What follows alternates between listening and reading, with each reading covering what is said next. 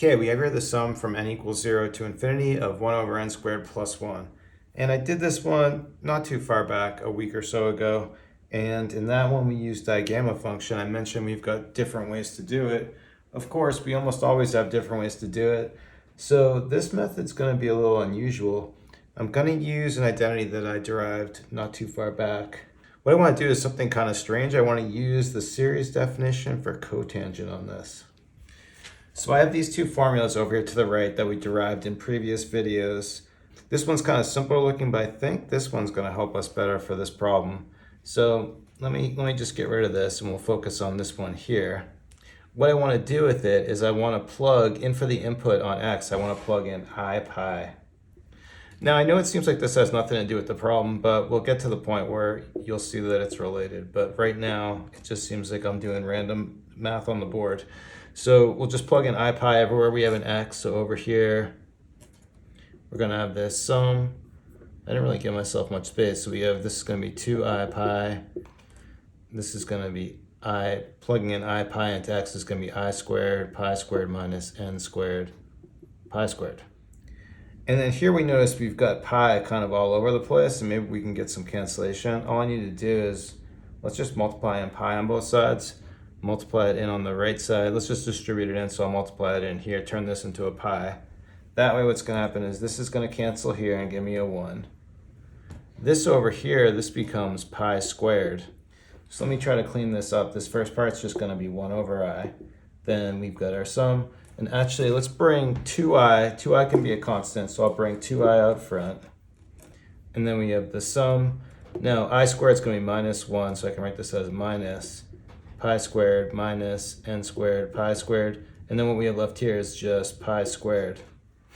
Well, we have all these minus signs here. Let me factor that out and bring it out front of the sum here and just change these to pluses. And then here we've got pi squared everywhere, so I can just cancel all the pi squareds, just leaving a 1. This is going to just be a 1 over here now.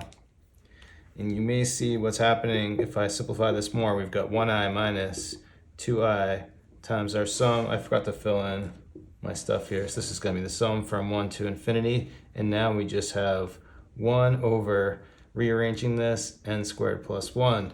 And so we have something close to our goal here. We just have to, our lower bound here is 1. We're going to need to make that a 0. And so just to remember what we're doing, let me kind of get a little space right here. We're saying this expression is going to be the same thing as pi cotangent I pi. So what I can do is kind of put some labels on things. Let's call this sum, we'll call this thing big S. And so if I just rearrange this, bring this on the other side of the equation, I can write this as 2i times big S, subtract this off, and we have this thing equal to 1 over I minus this pi cotangent I pi. Then to solve for our sum, let's just divide off the 2i, basically kind of multiply it in here and divide it in here. So that's going to cancel. Now I'd like to get rid of all the imaginary stuff. That's going to be no problem. That's just going to be minus 1 over there. But the thing I need to deal with is cotangent I pi. Well, for cotangent I pi, I can break that up as cosine. I mean, there is a formula just for this, but let's break it up to make it clear. So we're going to have cosine I pi over sine I pi. And I did derive this in another video. Cosine I pi, this is going to be the same thing as just hyperbolic cosine of just pi. I should put down the two formulas that we have. Cosine ix equals cosh of x. And then the sine's just a little more complicated. For sine ix, this is just going to be minus sinh of x over I. So plugging in this here, this is going to be minus sinh of pi. But I in the denominator, let's flip it and bring it up here. Simplifying this whole thing, rearranging it, we have minus I hyperbolic cotangent of pi, and we can take that and put it back in here.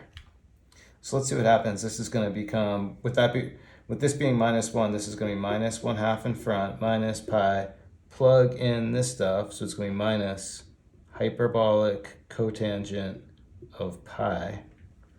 And I forgot my I, so we'll bring the I in here, all over 2i. Minus times minus is plus. I cancels here. and this thing's going to be equal to our sum.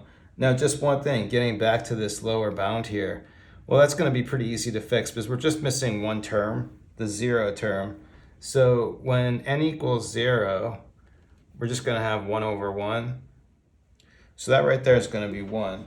So if when I plug in this sum, if instead of writing it from 1 to infinity, we'll just change it and write it as going from 0 to infinity, then what I did here is add a plus 1 on the left side.